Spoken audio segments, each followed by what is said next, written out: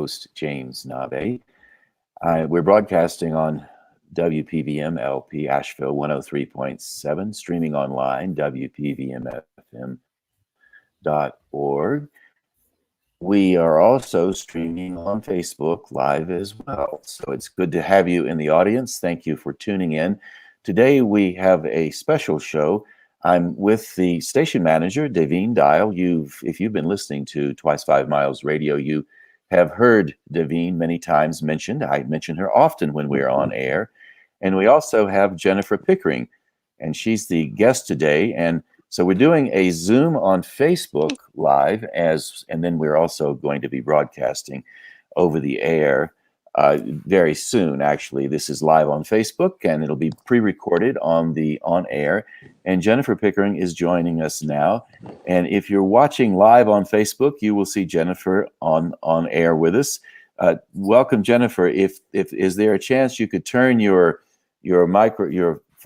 phone around, because right now you're upside down on Facebook, Facebook Live. Can you flip your phone over, Jennifer, and see what happens? So my friends out there listening, we're doing a little technology right now. Jennifer's still upside down. Not one of those. Not for me. Not for Davina. No, she's fine. Jennifer's upside down for me, so yeah, okay. But not So these are the little quirks we get into doing these new technology. But Jennifer looks great to me. Jennifer looks great. So Jennifer's upside down for me, and she's upright for you. And out there on Facebook, if you're watching in, I hope she's upright for you as well on Facebook. So we will see where we go. So Davina, are you still with us? Yes, I'm just going behind the scenes. Davina is behind the scenes, but I'd like to start the show by asking you, Davina, to say a few things to get us started, since you're here with us, and then Jennifer, I'll switch over to you, and you and I can have a conversation as well. So Davina, just thank you for being the station manager, and I wanted to also thank you ever so much for all the work that you do. And I'd like to also say, just for a note, that we're broadcasting on WPVMFM.org, and it's a wonderful thing to have you here. We're 5 years old, the radio station, WPVM, and you've done so much work to bring this forward into the Asheville community. And one of the reasons that I have Jennifer on today is because Jennifer is the director of the Leif International, Leif Global, I think. The name has been changed. So I'm going to ask Jennifer to tell us make double sure we know what that name is. And so I'm bringing Jennifer on because WPVM is a community radio station centered around Asheville. And we're doing some new things. So tell us what you're doing at WPVM FM, and that will frame us so we can talk about the Leif Festival. And Jennifer Pickering was the founder and is the founder of the Leif Festival. So Davina, just give us a little quick brief on what's happening, and then we'll go into the conversation with Jennifer. Well, thank you for the question. So we are rising to the challenge of the pandemic situation and the lockdown that we're in. And so we've trained all of our show hosts and DJs to record at home or use handy facilities like this to go live and use new technology to have interviews with people from all over the world. So we are in a trying time, but also opportunities for exciting new things. I think for one thing, it's going to change how some community radio stations are doing their programming, because it opens up the field to so many more possibilities. Well, that's actually true, because I'm looking forward to inviting people to come on the show that I've not been able to invite before, because we can reach out all over the globe. Right. So, and a lot of the guests I've had on Twice 5 Miles Radio on WPVM FM, I can re-invite, and I don't have to track them down wherever Right. they are, they can be right here, and wherever I Right. am, I can also be right here as well. Yeah, and I believe Jennifer is on her phone, so we'll be able to see how it works because I'm on my laptop computer with my FaceTime camera on my laptop, and Jennifer is on her phone. So it's going to be interesting to see the difference. Well, she And shook I her head want no, so she might not be on her phone. So Jennifer, you are right now on mute. There you go. You're on. So I'd like to also say that if you're listening to this on air without the visuals, thank you for being patient with us describing all the visuals. So now, Davina, do you have anything? Oh, I'd also like to say that if any of you would like to support WPVM-FM, you can go to WPVMFM.org and make a donation. This is a community radio station, and one of the ways that we are able to continue with our great effort, which includes all of us, we can continue because you volunteer. A lot of people volunteer. Maybe you're one of our volunteers listening in. Also, if you feel moved to make a donation, anything is gratefully accepted.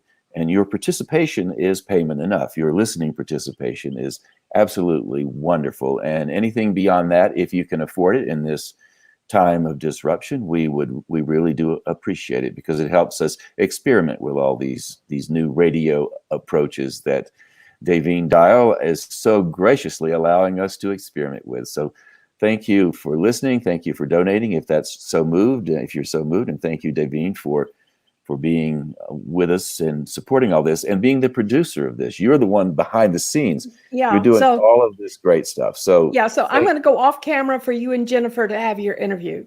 Thank you very much, Davina. Bye, we Davina. really appreciate it. So Jennifer Pickering, welcome to Twice 5 Miles Radio. It's good to see you on air. How are you doing today?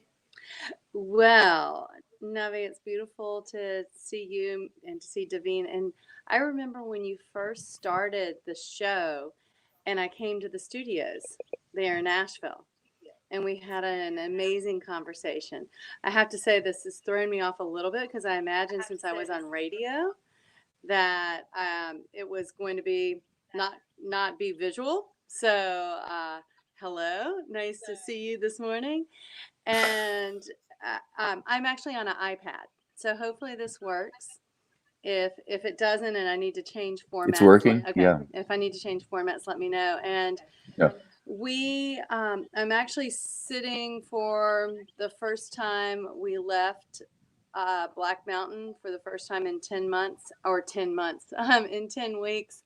And I am a longtime Leafer who has been coming to Leif for 25 years with his family and friends.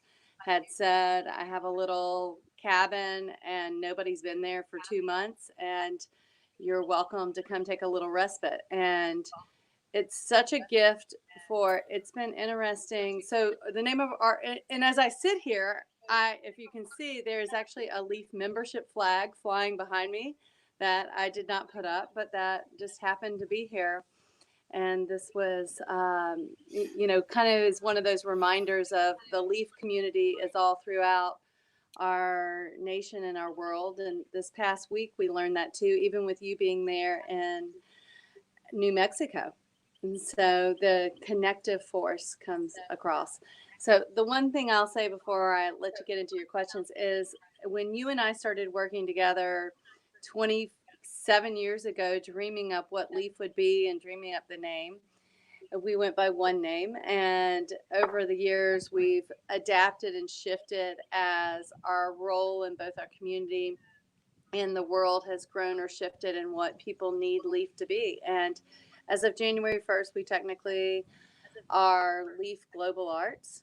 We are a 501c3 nonprofit. And what we really felt in our work, both locally and globally, that we connect people to the world and we bring in resources and people that allow us to have those experiences of feeling like we're a global citizen, and also stepping into places and cultures that we may not be able to visit or may have no understanding, and being able to build that understanding, break down those isms, through the music and the arts, because it's a really extraordinary world out there. And as we're learning through this unique time right now of COVID, that we all are connected, and we all, while we're traveling this in very different ways, we all are global citizens. And what one country or one policy does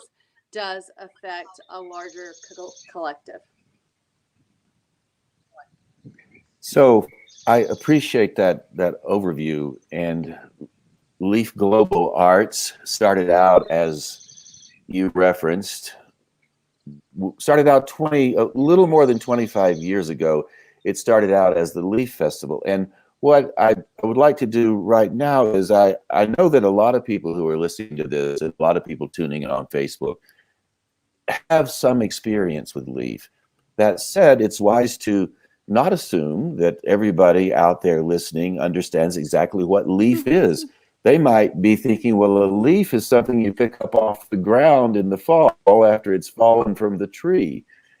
And so what I would like to do to begin this narrative that you and I will develop over the next bit of time, I'd like to just give people who have no idea what Leaf is just a little bit of a background around it, and then we'll move forward and develop the story of Leaf, and headed toward what you've done in the midst of COVID-19 and all of the disruption.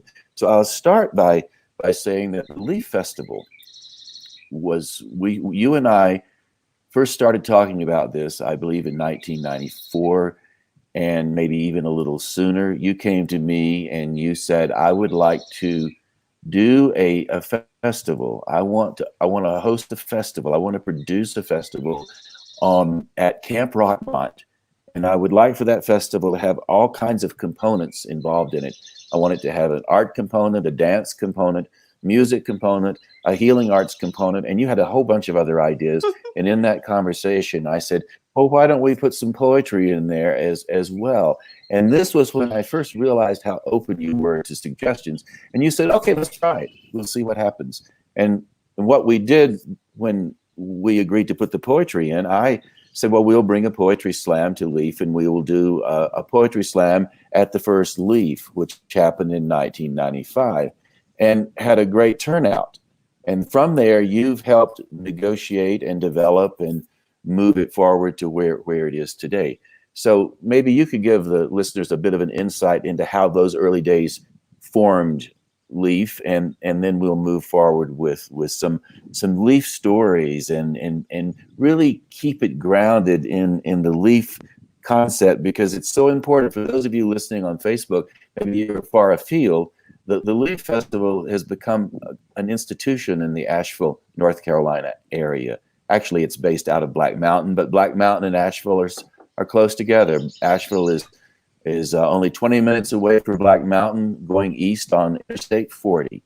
So Jennifer, what about you? Reflect a bit on that beginning, and then as we move forward into the future and what's going to happen with Leaf now that things have changed so much. Well, I think I had just moved back to Black Mountain, to the land that I grew up on, which used to be the Black Mountain College, which has an extraordinary amount of really entrepreneurial, trailblazing history. And I accidentally had this hat on today, so pull that in there. But Black Mountain College students and where they were going, and a lot of the both artistic and racial and social boundaries that they were pushing. And so I had moved back, never expecting to be back in Black Mountain and at the place where I'd grown up. And I felt that I had come back to a little bit of a cultural desert.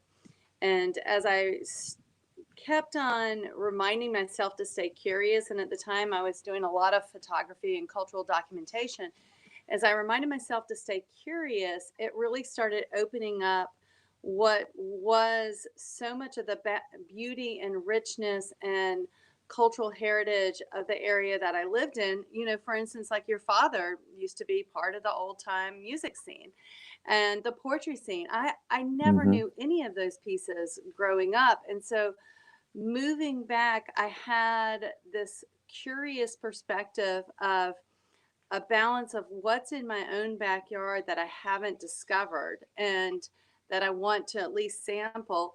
And I want to feel like I'm able to bring the world to our area in a new way. And as the experience started developing, I also recognized that so many of the cultures and the the pieces that I had gotten that had filled up my soul or inspired my life from traveling, that those were really best exported or experienced through the music and the arts. So it became this beautiful blend of bringing in, over 50 different genres and cultures and experiences from all over the world into helping create Leaf, at the same time balancing that with showcasing a sampler of what was in our own backyard. And at the time, the poetry scene with the Green Door and you and Alan Wolf and a lot of people, it was a thriving mecca for poets that you all had just, created there in Nashville. So being curious and being a sampler of life, that is really how we designed Leaf.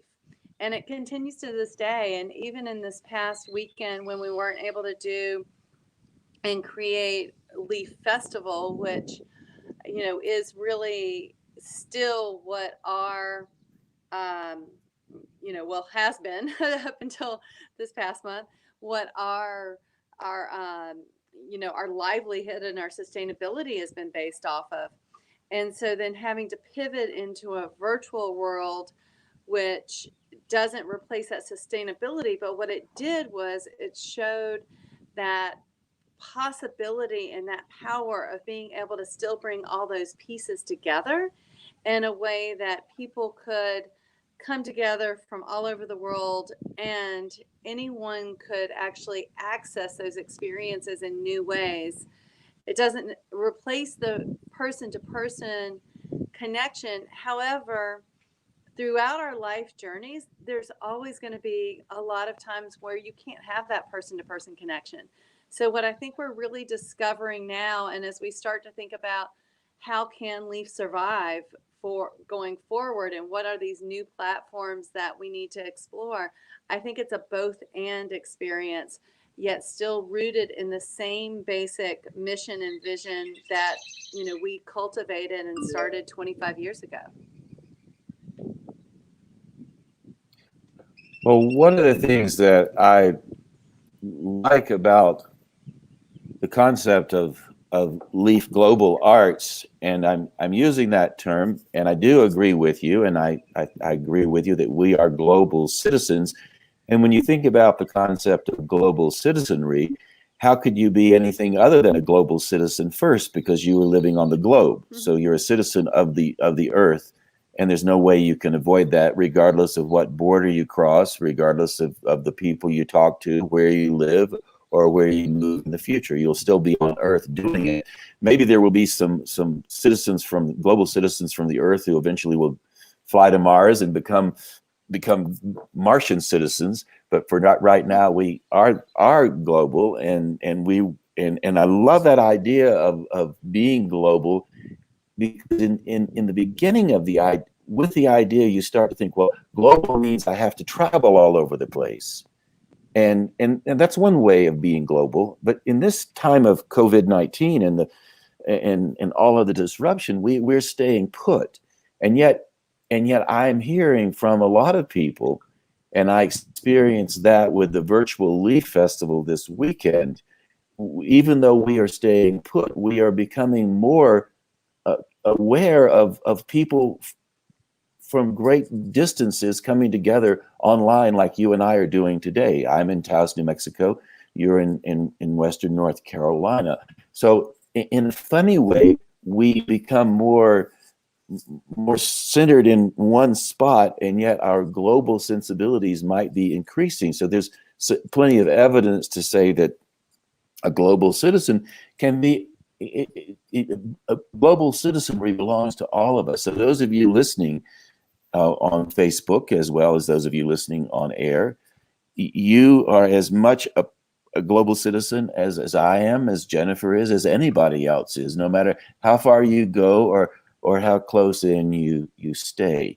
And I love that idea so much.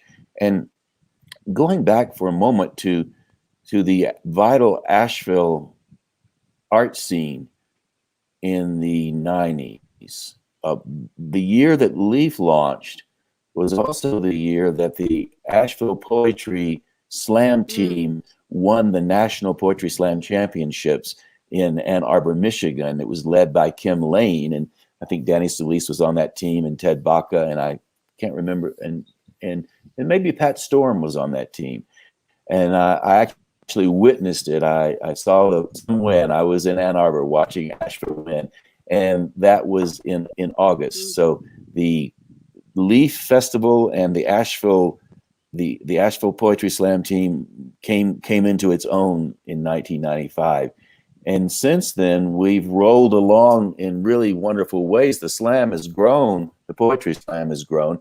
And by the way, if you don't know what Poetry Slam is poets standing on stage being judged by people who are judges from the audience, and the judges are arbitrarily chosen, mostly by me because I host the slam, and give them scorecards, and they give the poems the poems that are performed, they give the poems a score 0 to 10, like a diving match. So, and I'm focusing on this a bit because the slam started in 1995, and last weekend we did the first viral Leaf Slam online. We were out. We had 1,100 people on Facebook, and all the poets were gathered on the screen. We were all together in one gallery, and it was a beautiful experience.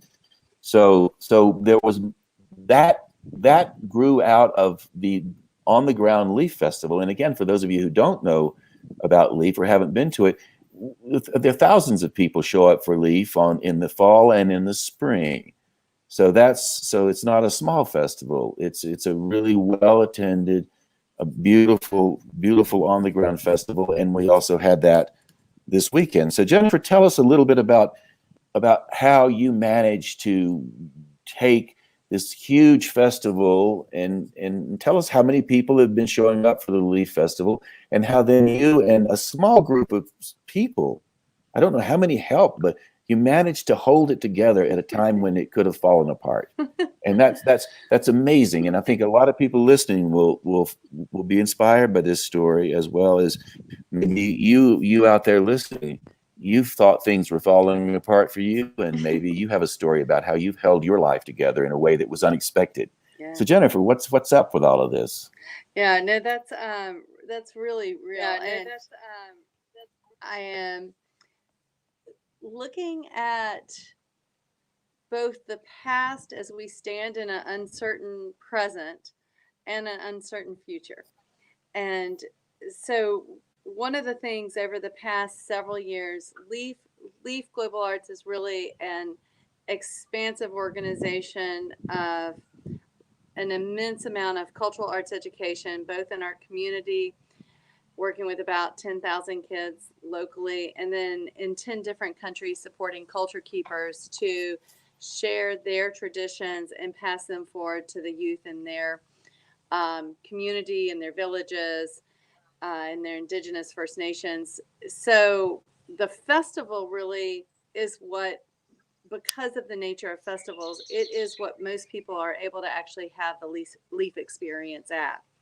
We had just on Valentine's Day opened Leaf Global Arts in downtown Asheville, which would be a place where people could come have Leaf experiences in an interactive cultural immersion type experience that, we literally had been open 3 weeks before this started. So again, it's always interesting when there is so much focus around the festival per se, because Leaf expands way beyond that, but that is how most people get to have a Leaf experience. So what happened over in the past 2 weeks, about 2.5 weeks ago now, we're down to a very small team, 7 of us all working reduced, and then the rest of our team is furloughed. And all of our teaching artists and culture keepers, though, have been able to stay on because of our Leif members and our Leif members supporting our cultural arts education program. So that's been phenomenal to be able to say to our culture keepers and teaching artists, like, we support you because our members support us. And so that's been powerful, and most all of them have gone virtual. So like many, we joined the world, and all of us being all of a sudden finding ourselves on the brink of, are we going to survive or not? And so what possibilities, and we created Vleaf, a virtual festival experience, very intuitively, and just put it out to a wide range of performers, artists, and people that are somehow connected to Leif, and said, if anybody wants to participate and share their work somehow, we're creating a platform. And if you look, we'll keep the vleaf.org site up for a month so people can have those resources and experiences. And people came from across the world to contribute, from Brazil to Uganda, from Haiti to Malawi. And then even with the virtual poetry slam, we had judges from, all the way in Philippines to all the way in New York City. We had performers spread out across the nation for the poetry slam. So I think what we discovered this past week, in just 2 weeks of work, that we step back in time a little bit to old school collaboration, old school generosity. And it has felt so good, and it has felt so beautiful to be able to collaborate with so much love, while all of us, thankfully, we're all pretty healthy. We may have people in our families or beyond us that are having health challenges. At the same time, all of us have been really healthy in terms of emotionally. Fiscally, we've all been devastated. However, that's become so far back on the plate right now. And that has been something that is so beautiful in this society that had become so fiscally driven, almost with a madness, that to be able to recalibrate and re-find a depth of collaboration, generosity, and creativity at a level that I had not experienced for quite a while. And so I don't know what the future holds right now, but what I do know is the power of music and arts and cultures, that it fills up our soul and it allows us to take a stage in the world in ways that connects us both to the world, to each other, and to ourselves, in ways that make life not only meaningful, but that also allow us to be better humans and take care of each other in ways that have more empathy and more understanding. I don't know if that answered your question, but that was where my mind went, Nave.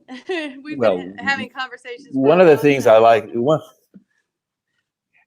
of the things I like about being able to do this show, Twice 5 Miles Radio, and I'll often say that you're on the road with Twice 5 Miles Radio, fertile ground for conversations worth having and remembering. So this is really as much a long-form conversation show as it is me asking you questions and you answering the questions. I love to just come on air and say whatever needs to be said and experience whatever needs to be experienced with the guest I have. And I'd like to just take a moment to pause, because we've arrived at the half hour. And I'd like to say that we're broadcasting on WPVM LP Asheville 103.7, streaming online, WPVMFM.org. If you would like to reach out to me, my email address is nave@jamesnave.com. Nave is spelled Nave. I would love to hear from you. we have lots of opportunities at WPVM FM to be involved. One of the opportunities we have, you can come on air and we can have a conversation as well. I don't know who's listening. I don't know who you are. I assume you do know who you are. At least you know enough of who you are to be listening today. And if you'd like to be on air or discuss some possibilities around being more involved with the radio station, WPVM FM, we'd love to have you do that. Also, if you'd like to make a donation to WPVM FM, you can do that by going to WPVMFM.org, and the donation button is at the above the fold. Just press donate, and you can give whatever is suitable for you, whatever you feel moved to do. And you can be as involved with us as you would like to be. We really love having people be part of community radio. It is a community, and as Jennifer and I have been talking about being global citizens, we're all global citizens, and this is one way of connecting. And one of the things I love about what Davina Dial has done with WPVM FM is she has put together an incredibly well organized professional setup in the radio station located on Wall Street in downtown Asheville.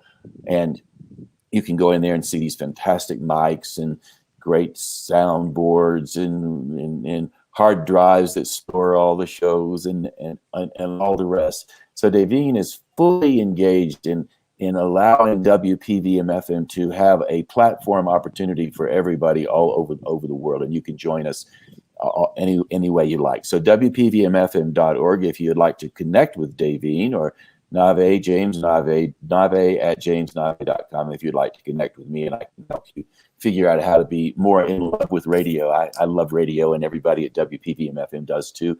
And I also love you, Jennifer Pickering, because you and I have been friends for many, many, many years. And before we move into the second part of the show, headed up to the top of the hour as we're now moving in that direction, tell us the websites again. So if people would like to get in touch with you and stay connected to Leif, just like WPVM FM is community radio, Leif is a nonprofit community organization. Mm-hmm. And you say global arts because you are doing work all over the world. You and I sat on a little knoll off of Charlotte Street at the Manor Inn in 1994 talking about where Leif would go. So we went from that little spot all the way out to where it is now, and all the donors and all the global people involved. So tell us how to get in touch with you and how people can be more involved with Leif, and maybe we'll even do more collaborations with the radio station WPVM FM and Leif in terms of platforms to broadcast on. So what's up with all of that? How do we find you, Jennifer? The easiest way is go to our main website, theleaf.org, and THELEAF.org.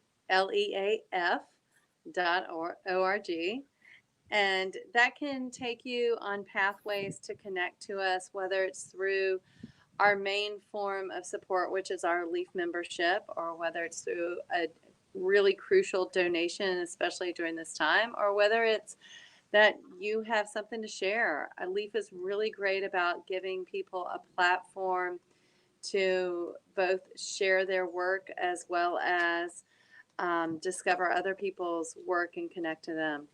So theleaf.org is the main portal to come in and to experience what all we are up to. And as we're actually in the process, we had started about a year ago creating a new website, and the team working on that fortunately has been able to continue, and they will be finishing the new website in the next hopefully in the next week or two.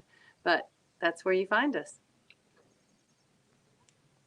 And also, if people listening, if you would like to email me at nave@jamesnave.com. I work with Jennifer a lot, and I'm helping her develop some things, or she's helping me to develop some things. And so I can direct you in the Leif direction as well as in the WPVM FM direction. So, and I'm more than happy to do that. That's what we're here to do, and that's why we do these things.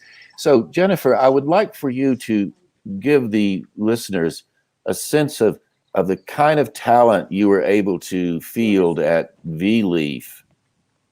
And so we have a guest, somebody else. Who's on? Are we bringing somebody on, Jennifer? Oh, my goddaughter just walked out here. She just finished her exam, but she was part of Vleaf this weekend as well. So keep on going, Nave. Well, I just wanted you to tell us what kind of talent you showcased at Vleaf, and then maybe that you showcased. And I also know that if anybody wants to see what's going on, you can see a lot of the Leaf performers on the YouTube. So if you have a YouTube channel, we would love to know about that as well. So one of the things that we did in our pivot, our quick pivot of just a couple of us, was we created vleaf.org. And again, you can go to our regular website, or you can go here. It'll be up for another month, and you can explore all of the artists and restreams and workshops that we brought together, and nods to happenings across the world at V, and that's victory leaf.org. And you see Friday, Saturday, Sunday. I haven't checked to see yet if what this recorded slam is up there, but hopefully, if it's not yet, it hopefully will be, because it was absolutely extraordinary with Ed Mabry winning. And so in creating a virtual festival experience, all of us in the festival world are really doing this for the first time. I mean, very few of us had any virtual platforms before a few weeks ago. And I really have to give a nod to anyone who's out there listening, of recognizing resilience and creativity. And one of our superpowers at Leif is having a really good attitude and optimism. And that has allowed us to step into new territories. And it's so funny too, because it's always one of those things too that sometimes bites us in the booty a bit, because people always think, oh, Leif, they're doing great, things are great. And things are great because we choose to have a great attitude. And regardless of how tough things get, which, we're probably in the next month probably going to deal with the toughest things that we've ever dealt with before. But regardless of how tough things get, that we really choose to look at what's possible, and the amazing, amazing depth and resources and talent and creativity that exist throughout the world within not only artists that actually take the stage, but within culture bearers, the storytellers of a family. For instance, Adama Dembele, who's been a teaching artist with Leif for over 10 years now, he comes from 33 generations of storytellers. And if you would have asked his great grandmother and father if they would have considered themselves artists, I don't know what the answer would be, but it probably wouldn't have been artists in the way that we think of it. And one thing that I've watched over the years, especially with our Leif International programs, is as we've connected with culture, what I term as culture keepers, and they're the people in the, whether it's the town, the village, the First Nation, that they're the last people or the main people that hold the stories. They hold the dance. They know the stories of the dance. They know the way to make the drum, how to play the drum, the songs of the drum. And so when these traditions are passed forward, it's essentially like a language being passed forward. It's essentially the roots of all of our fabric that holds us as authentic and, just beings that you don't really know what it is, but you just know when you're connected to something that makes you feel alive. And in our Leaf International programs, I've heard the same exact statement in working with the youth in Haiti and Tanzania and Rwanda, that I didn't know myself until I learned my traditions. In the United States, we live in a culture that's a melting pot versus our Canadian friends that we work with in world music. They say we live in a mosaic. And when people come and they bring their culture in Canada, they're encouraged to keep their culture alive, whether it's through their stories, through their poems, through their music. And that is not the overriding culture within America.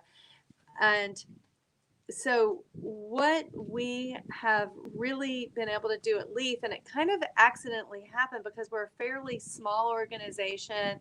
The festival itself has always had a small budget. And so rather than being able to hire names that people were really familiar with and that were, have a larger bill with them, so to speak, and that costs more, we've always been on the path of seeking the artists and performers or culture bearers who may not be recognized, but yet they hold the fabric of that community. They hold those stories, they hold those songs. And that's really, to me, magical. I've been fascinated lately with watching the flow of immigrants or people having to flee their countries. And I think I brought this up to you recently because I was reading a book, an Isabel Allende book that started in Spain, and then a group of people with Pablo Neruda, the poet, they had taken a ship and they had gone to Chile because Chile was trying to bring more artists into their community. And then when Chile went through some really trying times with Pinochet, they had fled to Venezuela because Venezuela was a thriving culture of music and arts and celebrations. And now over the past couple of years, we've watched people from Venezuela having to flee to what is now safe Colombia, and now having to walk back during COVID season to Venezuela. So it's really made me realize and appreciate more and more that the fabric of our cultures and our communities and the generations that preceded us, that even as people migrate and move and immigrate, that they're able to carry their traditions, whether it's in food recipes, songs, and they can carry those with them and still celebrate where they come from through those various types of art forms. I don't know if you followed Well, that, it's interesting. Well, no, I do follow that. And one of the things that's interesting for me about the term, we use the word migration, immigrants, and it's been corralled into a contemporary term. Oh, the immigrants. Who are those people? Well, bringing it back to the idea of global citizenry, we are those people. We are the immigrants. And you can migrate in many, many kinds of ways. For example, you migrated the Leaf Festival from an on-the-ground festival to a viral festival. We migrate our opinions of ourselves. We're having a big migration right now in the world because of COVID-19. We have migrated away from a lot of the cultural cues that we allowed to inform us. Like the culture of the celebrity has changed. The culture of the external has migrated away from us, almost like it ran away, and we are more internal. Yeah. What we thought would happen when some pandemic arrived, which in a funny way, not a funny way, I shouldn't even use the word, in a very dramatic, tragic way, the COVID-19 virus has migrated all over the world. So we are in a time of massive migration, even if we never move more than 5 or 6 yards away from the front door. So there's all this migration happening. And so the term immigrant And the term migration is paramount to what's happening right now. And then just to take it back historically, and the idea of the culture coming along with a person, no matter where he or she goes.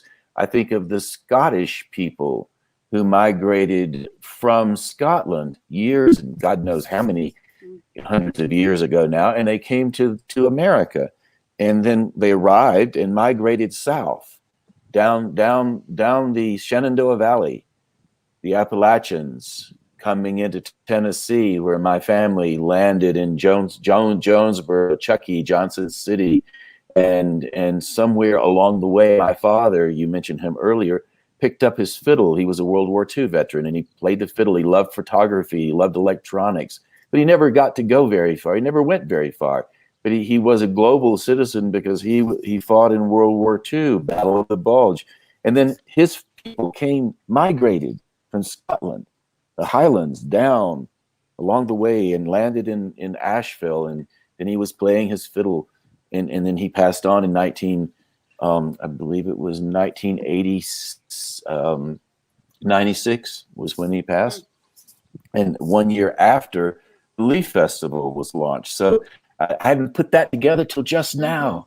My goodness, 96 he passed, and so the idea of migrating is a really important idea, and I just want to encourage people listening to think of themselves as immigrants, and don't think of yourself, when you think of yourself as an immigrant, don't think, oh, I'm going from one place to another, one country to another, although you may well be doing that right now. I don't know, but we're migrating, and so the zombies didn't come out, the monsters didn't come out when COVID-19 migrated around the world. What happened was Vleaf emerged and caring emerged. And we started telling each other, like I told you, I love you, Jennifer. I've known you a long time. I'm doing that publicly. And that's happening to me often. People are telling me how much they care about the people around them. So that is what Leaf is all about. It's bringing communities together and families together. And people they migrate every year to Leaf, in the fall and in the spring. So I just wanted to say that about migration, because there's a lot of it going on. And there's also a lot of migration going on from conflict regions. People are leaving conflict regions and they're trying to get somewhere safe. So migration is also about safety, and just past safety is home. I'm coming home to you now. I want to come home. And that's what Leaf is all about. People come home to Leaf. And that's what I think at the end, we're talking about home. We're trying to find our way to somewhere that feels safe and comfortable and caring. And I know I got off on a little rap there about Leaf, but in migration. So what are some of your reflections? We have about 12 more minutes before the top of the hour. So Jennifer, take that idea of migration and build it out a little bit, and we'll go up to the top of the hour with your thoughts.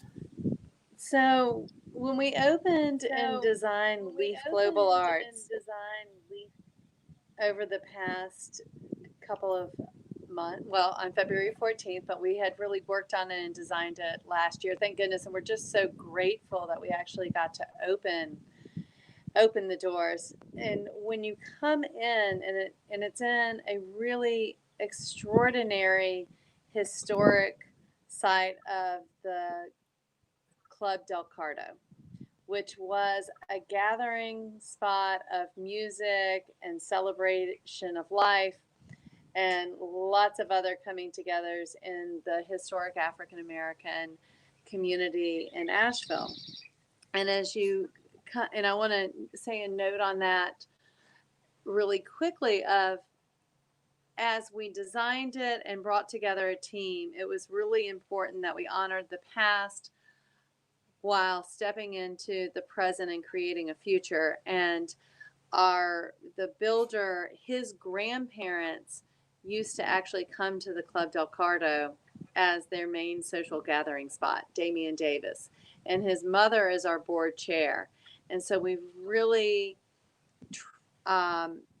made sure that we've been surrounded by elders and youth and whatever you term all of us in the middle to help shape this experience. And as you come in, you have ways that you can engage with the past. At the same time, you have a very large, several paneled interactive world map. And on that world map, it allows you to take a journey. And watching how people have come in, and if they aren't from Asheville or they just spent, there was one person who came in and was just waiting on something. And I said, oh, if you want to explore the world map. And I walked over at a few minutes later, and he was deep, deep into a riverbed area in Mali in West Africa. And I said, what, I'm curious, what are you looking at here? He said, well, I spent several years in the Peace Corps, and I've not been able to view the village from this type of view before, and then to look at it in comparison to where I am now. And so I've watched other people come in, and they're visiting from, there was one guy recently who was with a group of college students, and he was from Brazil, and he was able to take us in and show us where he was from in Brazil. But what it does is it allows people to find their place in the world, because for all of us, finding that sense of belonging and comfort, but also connection, is so important. And when you can stand before the whole world and look at it, and you can also see where, for instance, my husband, we recently went back to the really tiny villages in both Portugal and Italy where his grandfathers had come from, and looking on this map and to imagine what it even took for them to get from their villages to the nearest port, to even be able to get on a ship and then come across the ocean, which, the majority of Americans, somebody in their family made that journey at some point in some context. And whether that was chosen or not chosen, I mean, a lot of it was really, having dreams of the future. A lot of it was fleeing persecution or being enslaved. I mean, really, the journeys of coming, but being able to look at the world and see yourself as part of that flow of humans across time and space has also been able to really put this experience of COVID in a different context for me personally. To look at what we're experiencing right now in a historic context, and that we hope that our work at Leif, as we continue to step into the future, will allow people to connect both to the places where they find home, whatever that looks like, and where they resonate with their own culture and their own arts traditions, and at the same time start to discover others.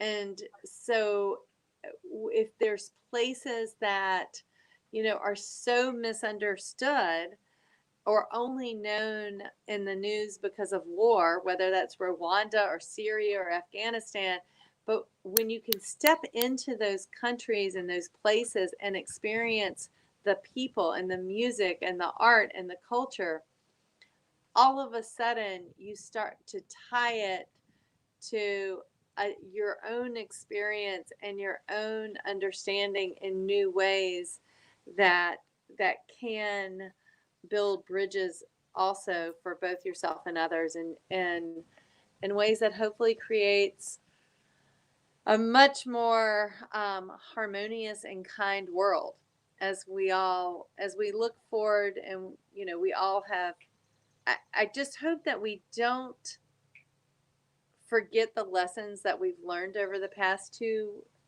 months. And I look back, this week, I did a conversation with a group of Tulane students about the work that we did right after Katrina with our partners in New Orleans. and how that experience was in comparison and contrast to the COVID experience. And I go back to the people and artists and communities and partners that we worked with in New Orleans. They survived because of their brilliance of creativity and resources that kept their souls alive. That was through their music, that was through their costumes, that was through their parading, that was through their chants, through their beadwork, through all those pieces that keep the soul thriving even when the world has stopped.